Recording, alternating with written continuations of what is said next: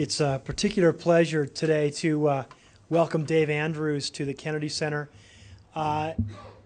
Dave is a good colleague. He's an expert in Atlantic political security and economic relations, economic statecraft, international monetary relations.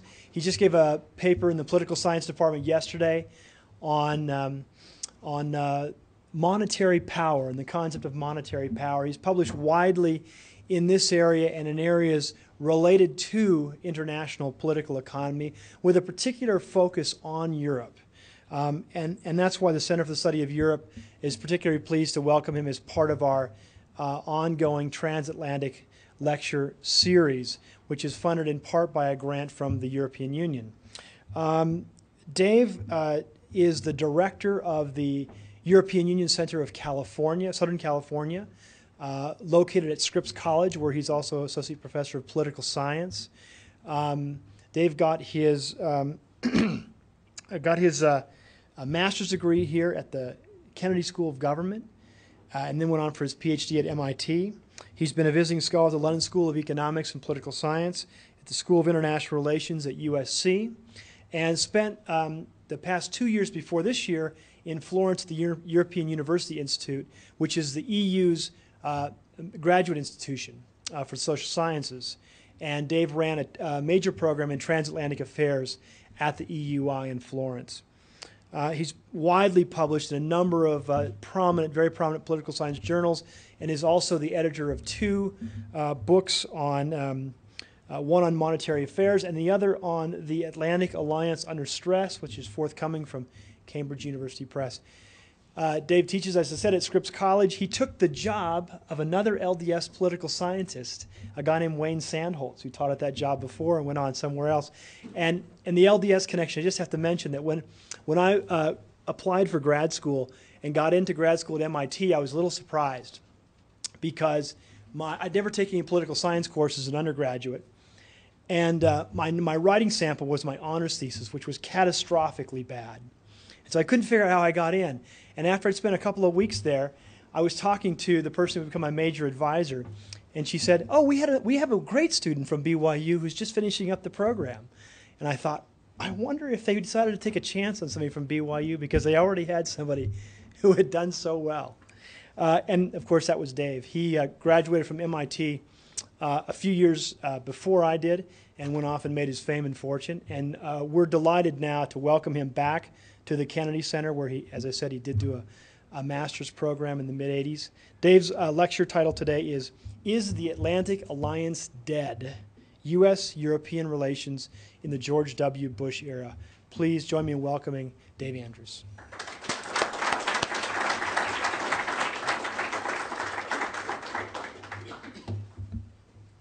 Thanks, Wade, for that extremely generous introduction. Thanks also to Corey Leonard, to the Kennedy Center, to the Center for the Study of Europe for having me out. You know, after hearing your remarks, I feel I understand a little better how Tom Sawyer must have felt when he attended his own funeral. It's just a pity my parents couldn't have been here as well. My father would have been very proud. My mother might have believed it. You know, when I first came to BYU some 20 years ago, I was struck, as I'm sure many of you are, by the sign at the entrance to the university, which says, "The world is our campus." Now, I'm aware, as I'm sure you are, that this message is subject to some creative misreadings. But if you stop to take it seriously for even a moment, you have to realize that that's an extremely lofty goal, a noble ambition, and that lofty ambition is nowhere better manifested than here at the Kennedy Center, whose founding mission, in the words of President Jeffrey R. Holland, was to enhance international peace and to advance international understanding. So it's an honor and a privilege for me to be here at my alma mater today. Now, Professor Jacoby said a lot of things in his introduction, and at least some of them were true. I really did spend the last 2 years in Florence at the European University Institute, and it wasn't exactly hardship duty. When I told my wife Stephanie about it, that I'd been approached about this opportunity, she said, "Now we're going to have to stop and think about this." We had 2 preschool-aged children. And in less time than it's taken for me to recount this story, she said, "Okay, when do we pack?" And we did go off to have a wonderful experience there, as Wade indicated, associated with the transatlantic program of the EUI. Now, the astute among you will have noticed that the European University Institute has a very odd name. It seems to be a little top-heavy with nouns. And how did that come about? Well, there's a story behind that. During the 1960s, the member states of what was then called the European Economic Community, now the European Union, decided it would be good to have an educational champion, a champion that could rival, that could challenge the great universities of the United States. The aim was a pan-European institution of higher learning that would draw upon existing national traditions, but would exist in parallel with them and in some ways above them. So, seems like a good idea, simple enough. And so it was that Charles de Gaulle, then president of France, volunteered Paris as a home or a seat for this new institution, for this new European university. But the other national leaders were reluctant to take him up on his offer. They too wanted a location that was a great and historic center of culture and influence, but not a national capital, and certainly not Paris. And on a split vote, a majority chose Florence. De Gaulle had a simple response. If it's not in Paris, it can't be the European University. And so its unusual name, the European University Institute. Now, I tell you this story because it tells us a lot about Europe. The desire at once to emulate and to differentiate itself from the United States, petty squabbles over the naming and citing of European institutions, France's leadership role in Europe, and the reluctance of other member states to let that leadership go too far or to become too explicit. But it illustrates another thing as well. The EUI may have an awkward name, and its historical development may not be exactly what its founders intended. But it was founded. It did develop, and today, at least according to one recent global ranking of PhD programs in political science, it's the only European institution to rival Harvard, Stanford, and Yale, the great universities on the other side of the Atlantic. So that story should tell us something. The Europeans, in their own particular way, are up to some remarkable things. The euro was introduced in 1999 when it was the consensus of academics here in the United States as late as 5 years before that event that it would never happen. 10 new member states, most of them previously a part of the Soviet Empire, joined the European Union in May of last year. And the EU recently took over military operations from NATO in Bosnia, the sort of military role that even recently few imagined might ever come to pass. Most recently, a new legal framework for European affairs, a framework that echoes in name, if not in substance or brevity, the U.S. Constitution, has been negotiated by the EU's members. And with the Spanish referendum of last month, its ratification has begun. These developments are without precedent. Europe, qua Europe, has simply not undertaken these kinds of tasks before, at least not in the 350 years since the Peace of Westphalia established the juridical basis of sovereign statehood. Like the founding of the European University Institute, none of these developments has taken place smoothly or painlessly. Like Roger Maris, or maybe now Mark McGuire and Barry Bonds, there will be pundits who argue that asterisks should accompany each of these accomplishments. For example, the euro area does not include London, Europe's largest and most vibrant financial center. European enlargement, or the expansion of membership, has made it more difficult than ever for the EU to conduct serious business.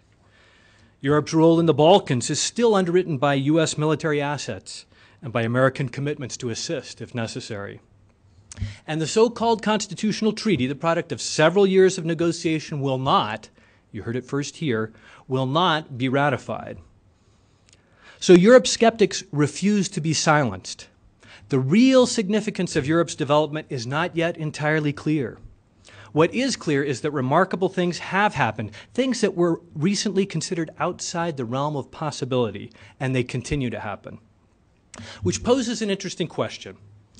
Should Americans embrace these developments, in the same way that they embrace the spread of democratic institutions and practices abroad?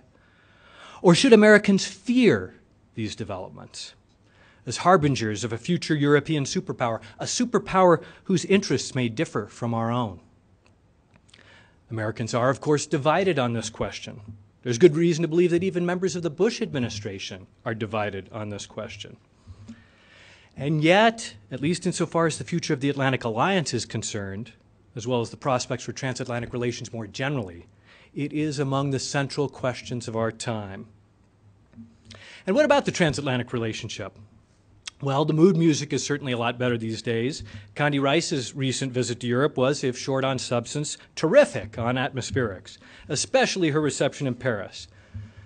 The same was true of George W. Bush's choice to visit Europe for his first foreign trips after his re-election, a trip that included the tremendous symbolism of a visit first to NATO headquarters and then immediately afterwards to Berlaymont, the headquarters of the European Commission, the executive branch of the European Union. The first such visit by any American president. Bush wasn't really warmly received. But on the other hand, he wasn't booed out of town. And from the perspective of someone who lived in Europe during 2002 and 2003, that was an accomplishment in and of itself. So the mood music has improved. Table manners are better on both sides of the Atlantic. Elbows are a little less in evidence. And when European officials have something nasty to say about their American counterparts, and vice versa, they generally say it privately, not publicly.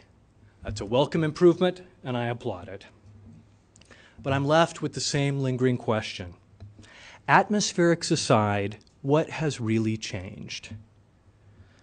Lest anyone has forgotten, differences over the war in Iraq led to the worst breakdown in Atlantic relations in at least 30 years, and perhaps much longer.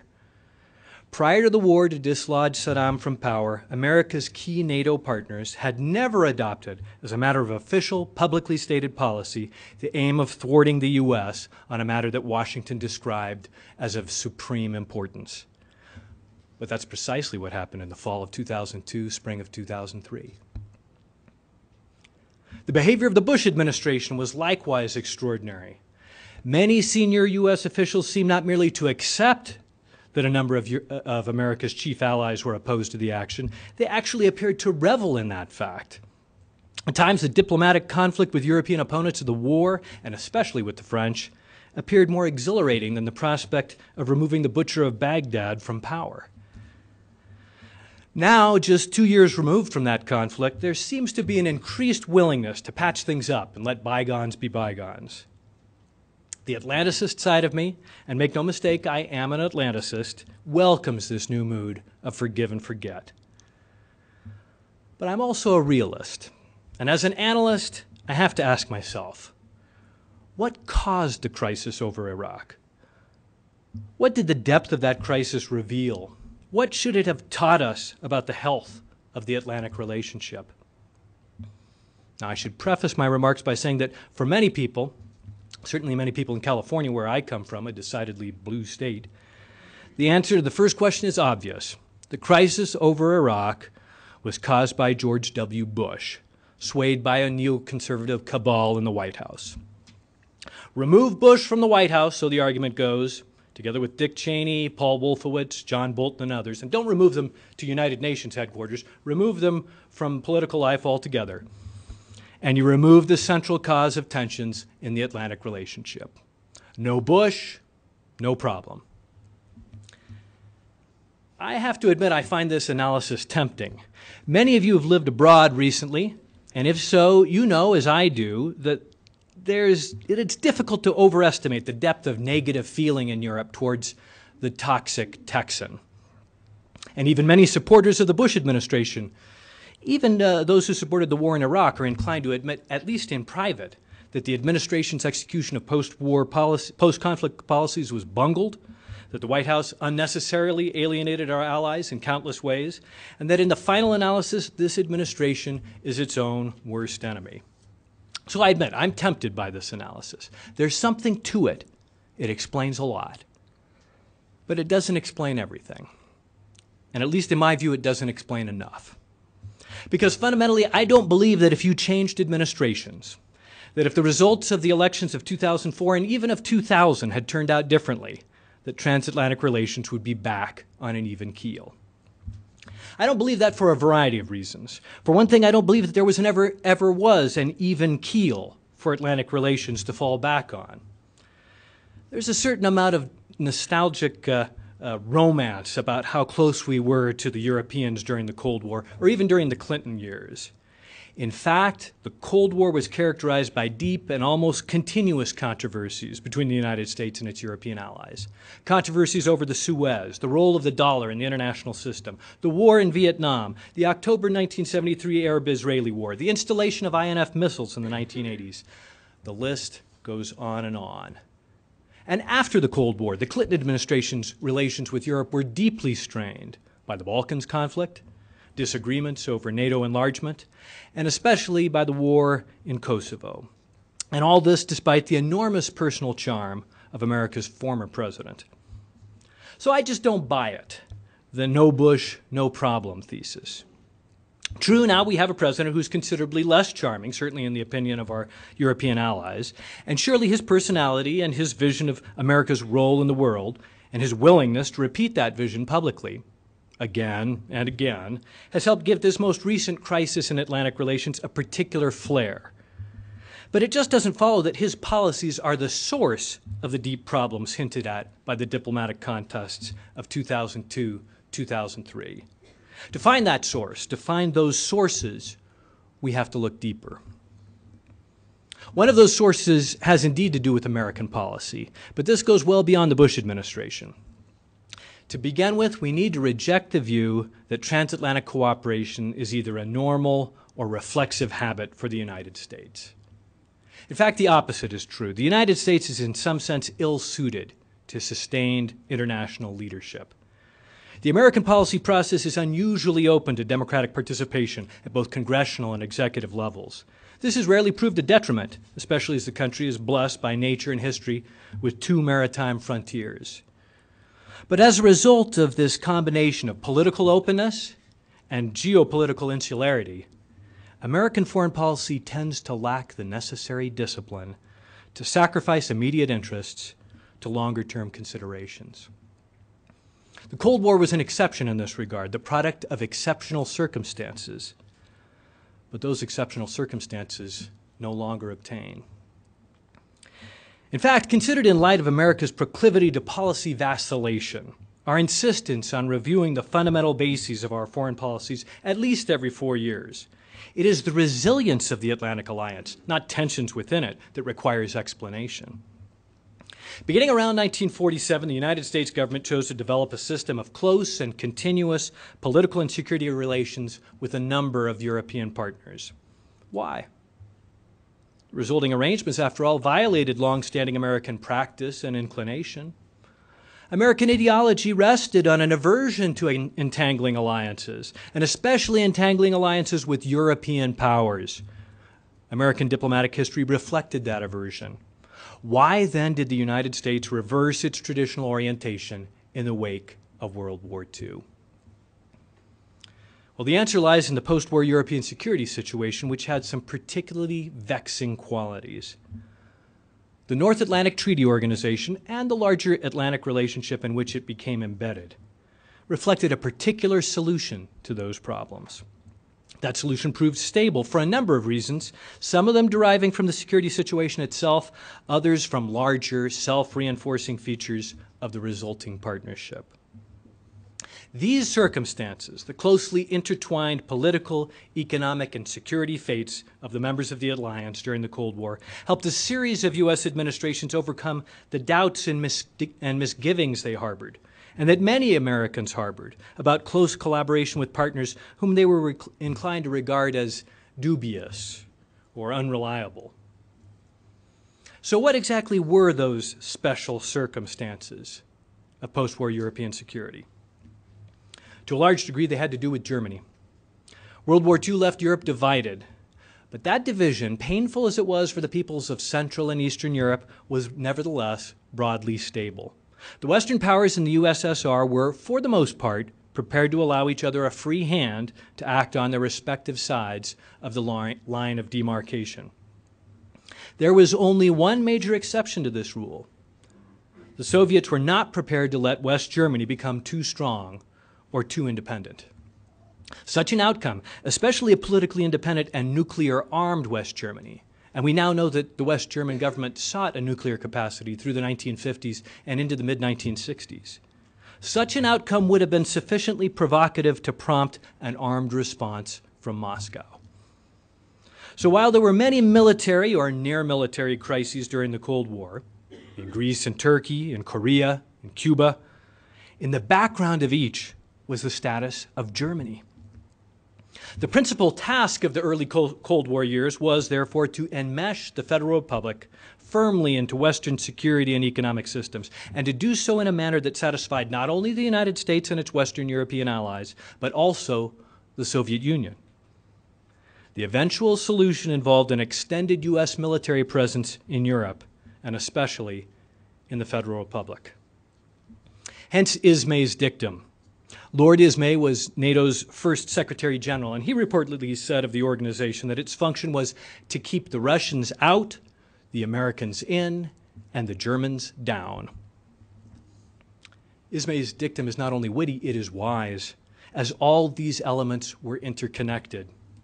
Keeping the Americans in and the Germans down were not secondary to keeping the Russians out. Together with America's strategic deterrent, they were the central means by which the Russians were persuaded to stay out. And for their part, the Americans stayed in for the next 40 years. And this, despite the desire of significant political factions in the United States, in West Germany, and in France to repatriate U.S. military forces.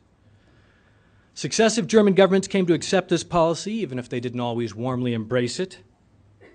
France, which had sought an American security guarantee since the First World War, came to rely upon it, even if Paris sometimes resented it. And London, in its self-defined role as transatlantic bridge, had a strong vested interest in the success of these arrangements and often played a crucial role in facilitating the resolution of disputes among the other Atlantic partners.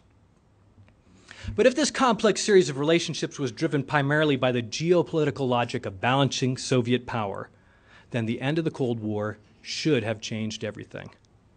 For with the Cold War's end, and especially following the collapse of the Soviet Union, the chief reason for the Atlantic Alliance, security against a hostile superpower bent on expansion, simply no longer existed. The strategic rationale that underpinned the whole Atlantic bargain was therefore no longer operative. From Washington's perspective, Europe was unlikely to remain the focus of U.S. geopolitical concerns. Nor was it likely that NATO would remain the primary vehicle for achieving American political and military objectives elsewhere. In Bonn and then Berlin, the previously tight constraints on German foreign policy should have been relaxed. The value of this special relationship between the United States and the United Kingdom should have come under close examination in both Washington and London. And in Paris, the buffers on the Franco-American rivalry, one of the continuing themes of Atlantic relations during the Cold War, should have been removed entirely. In short, the whole strategic basis of the transatlantic relationship should have come undone. Why then did NATO prove durable? Why was there still an Atlantic alliance in 2003 at the start of the Iraq War, rather than ending on November 9, 1989, with the fall of the Berlin Wall? Well, there are a number of reasons why the strategic effects of Soviet collapse were either muted or delayed. Some of these were temporary, and among those temporary factors was the election of a U.S. president in 1992 who was supremely able to persuade and convince his European interlocutors that he understood and agreed with them, that he felt their pain, even while he was pursuing policies that were sometimes extremely difficult for them to accept. In addition, however, the military conflicts of the 1990s tended to distract attention from underlying changes in the Atlantic Partnership, rather than focusing attention on those changes. Consider, for example, the Middle East. Policy towards the Middle East is normally a focus of discord between the United States and its European partners, reflecting, at least in part, different underlying attitudes towards Israel. But in the wake of the Cold War, Israel wasn't the center of international attention. Iraq was, because of Saddam's invasion of Kuwait and his subsequent inept diplomacy. The counterpart was George Bush Sr.'s extraordinary efforts to marshal international opinion against Baghdad. The result of those efforts was an unprecedented display of not merely Atlantic or even Western solidarity, but global unity against a regional villain, culminating in the Persian Gulf War of 1991. There was another factor as well that helped mask the inherent strains within the alliance, and that was the slow evolution of U.S. grand strategy after the Cold War. During the Clinton years, no clear formulation of a new general philosophy towards global security became evident. We could have another discussion on another occasion of American security doctrine during the 1990s, its strengths and its weaknesses. But one thing is certain, the subdued pace of change in American policy further reduced pressure on the alliance. Now, having said that, it's important to remember that even under Clinton, it was increasingly plain that alliance management and, in closely related fashion, America's involvement in international organizations would now play different roles in U.S. foreign policy than they had in the past. No longer was there the sharp disciplining effect associated with a rival superpower threatening nuclear war if America's relations with its allies proved unsatisfactory. Therefore, even the strongest advocates of preserving and further developing America's commitments to international institutions, people like Harvard University's Joe Nye, were obliged to argue that the function of these commitments was to augment American power and influence, which was merely desirable, rather than, as in days gone by, to avert nuclear war, which had been essential. In short, the passing of the Cold War confrontation with the Soviet Union meant that the United States had greater liberty with respect to its foreign commitments than at any time in the preceding half-century. Attention to the NATO alliance could be justified on a number of grounds, but it was no longer a geopolitical imperative, at least not in the same sense that it had been during the Cold War. It was in this context that the second Bush administration assumed office in January 2001, and that the terrorist attacks of 9/11 took place 8 months later. Now temporary conditions were drawing attention towards divergent Atlantic interests instead of away from them. Among those new conditions was an American president who was considerably less charming than his predecessor, and an Iraqi regime that was pursuing a much more subtle diplomacy than it had in the early 1990s. These two factors were important, but both pale in comparison with the influence of the supreme catalytic event in galvanizing changes in America's strategic self-understanding. And that event, of course, was September 11th. Meanwhile, important changes were underway in Europe as well, and especially in Germany. If 9/11 roused a sleepy America from its strategic slumber, 11/9, the 9th of November, 1989, completely upended Germany's place in the political universe. Germany is now a net security exporter, rather than, as was the case during the Cold War, a substantial net security importer. This fact completely transforms the bilateral relationship with the United States. It means that German governments no longer depend on American support to ensure the survival of the Federal Republic. In fact, the key change in post-war European politics is Germany's newfound capacity for policy maneuver. The consequences of these changes are profound, and they were made manifest during the 2002-2003 crisis, when a German government, for the first time since World War II, defied Washington on a matter of central importance. While it's unclear that future German governments will follow the lead of Gerhard Schroeder in actually courting confrontation with the United States, it is evident that they're capable of doing so. And the implications of this shift are far-reaching. For example, tensions within Europe during the run-up to the Iraq War, especially tensions between Britain and France, made a mess of the European Union's pretensions to act as a coherent actor on the world stage. But it bears underlying that the fundamental orientation of French and British policies towards the United States did not change with the end of the Cold War. Quite the opposite. Atlantic policies in Paris and London have been reasonably consistent with their Cold War precedents, far more so than has been the case in either Washington or in Bonn, Berlin. During the whole Iraq crisis, Tony Blair and Jacques Chirac adopted policies fully conforming to Britain's historic affinity for and France's reflexive skepticism of close partnership with the United States. Certainly, the crisis exposed the underlying divisions between the UK and France, divisions, by the way, that Charles de Gaulle understood only too well. But the heightened tensions between these traditional rivals were primarily the result of changes of policy in America and in Germany, not in Britain or in France. To put it bluntly, Washington and Berlin are at liberty to pursue far more foolish policies in the early 21st century than either the United States or West German governments could even afford to imagine during most of the late 20th century. And in the weeks and months preceding the invasion of Iraq, both these governments, joined by Paris and, to a much lesser degree, London, explored and exploited the international system's new tolerance for policy error. What then lies ahead?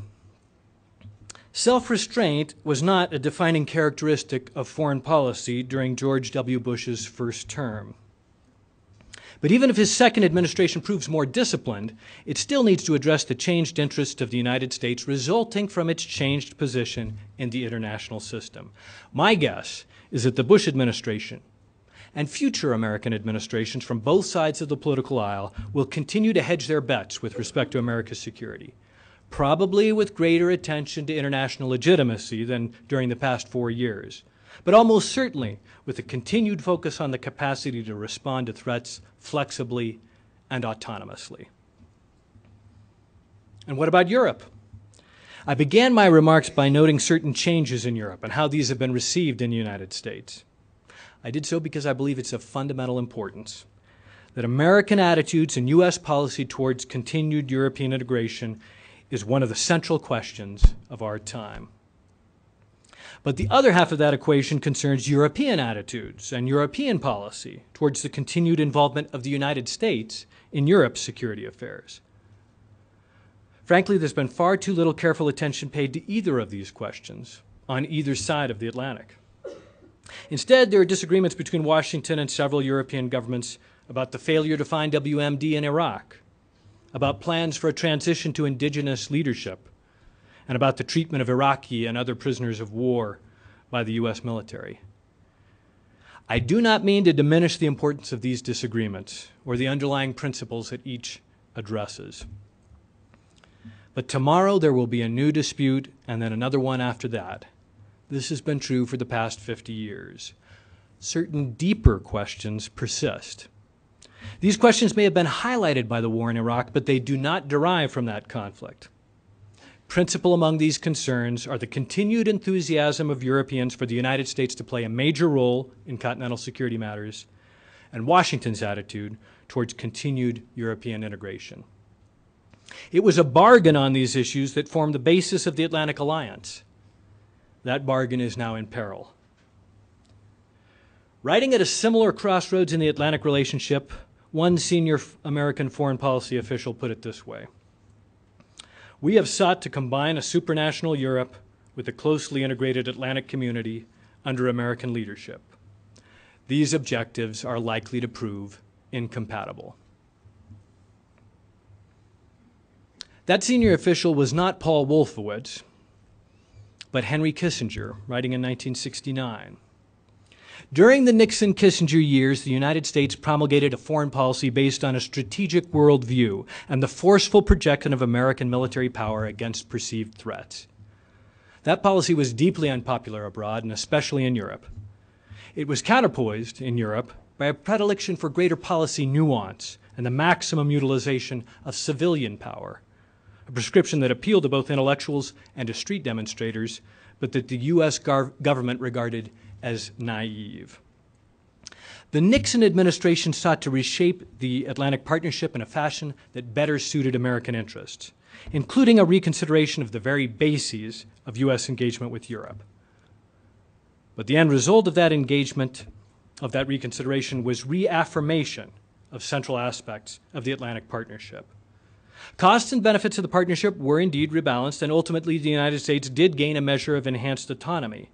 But Washington also confirmed, even if reluctantly, its support for multilateralism in general and for the process of European integration in particular. When push came to shove, the Atlantic partners had too much to lose not to make the necessary efforts to accommodate one another's core interests. Will history repeat itself? That's far from sure. The challenges facing today's leaders in trying to renew the Atlantic relationship are immense, and the benefits that might result are in dispute. This has led some thoughtful commentators to conclude that Atlanticism is a lost cause. Perhaps they're right.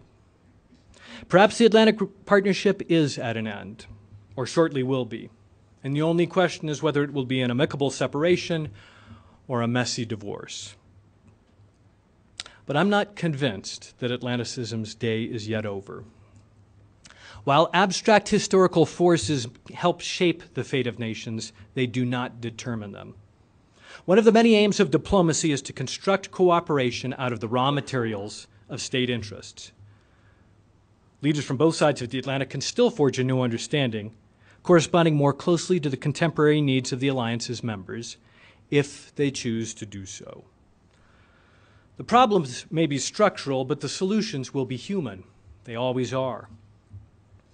And here at BYU, my friends and colleagues at the Kennedy Center are training those future leaders, a rising generation of men and women preparing to assume the burden of leadership in their communities, in the nation, and in the world.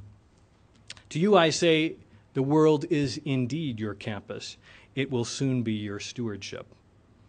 Let's go and do some good. Thank you.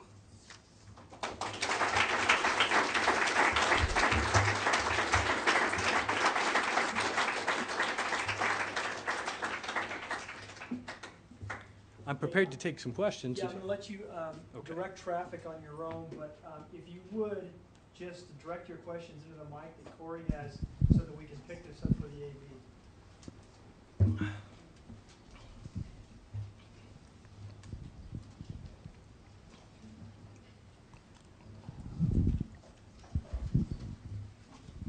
Raise your hand up high, Neil.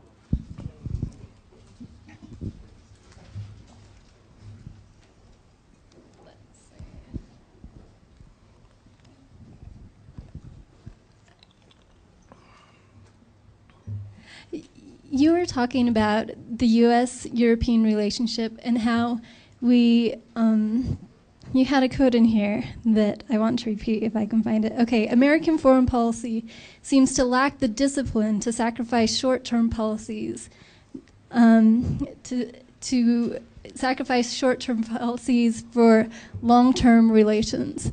And it sounds like you're saying, perhaps I should have waited longer to formulate my question before asking it, but I just want to make sure that I get an answer.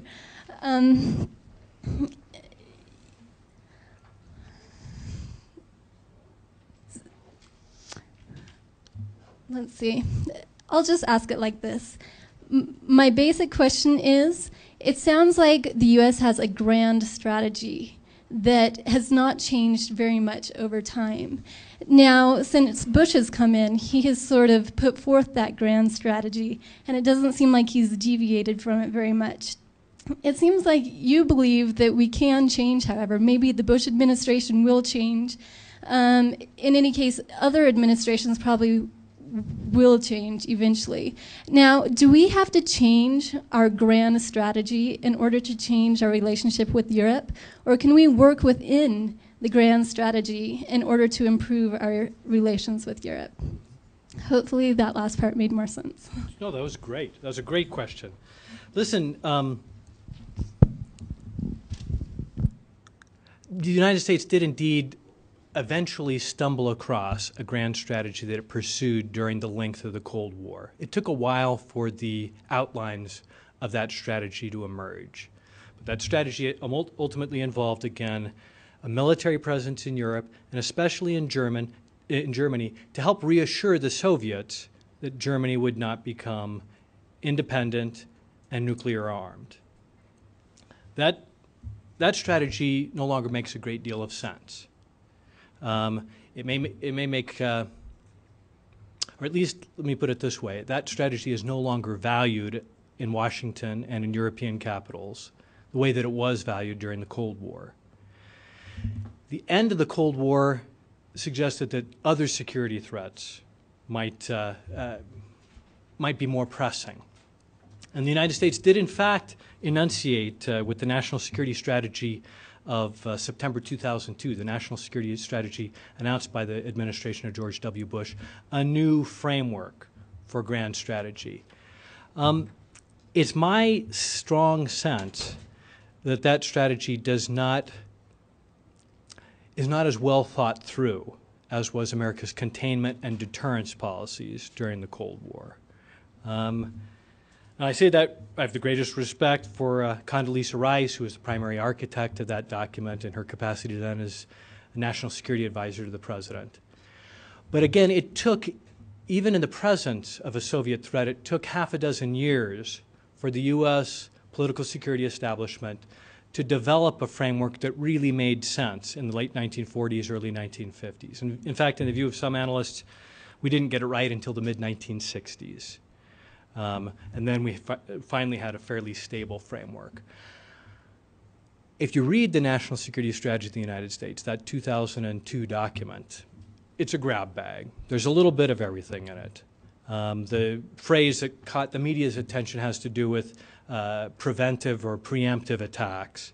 But again, it doesn't have a clear strategic vision. A strategic vision is emerging, but over time. And just to give an example of that, when Condi Rice was awaiting the future election of George W. Bush, she wrote an article in Foreign Affairs, and she said the United States after the Clinton administration, a Bush Republican foreign policy, would be based on relations with our great powers. The United States ought not to be about nation building. It's got to be about relations with our major security partners, and especially with Russia and China.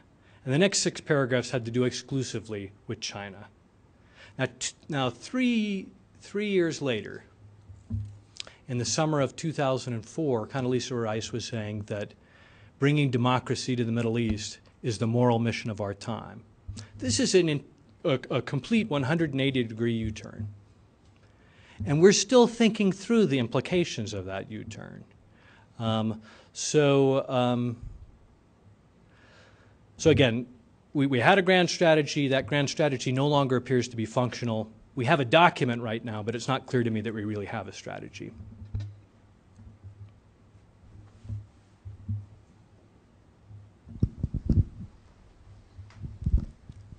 My question relates similar to the grand strategy, more in the area of Germany. You mentioned that Germany is currently has been changing around its role in the world since the end of the Cold War, as you talked about November 9th and such like that.